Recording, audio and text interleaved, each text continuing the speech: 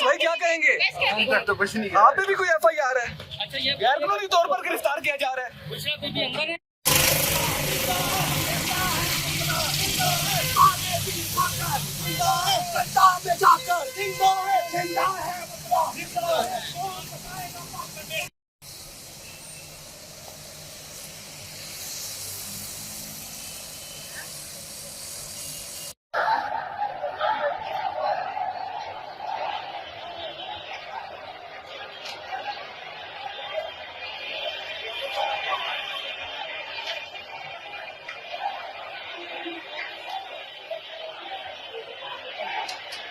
Police और आवाम आमने सामने।